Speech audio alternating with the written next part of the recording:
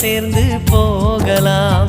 பூங்கொத்தை போலவே முகம் வைத்து வாழலாம். நம் சிரிப்பை படம் பிடித்து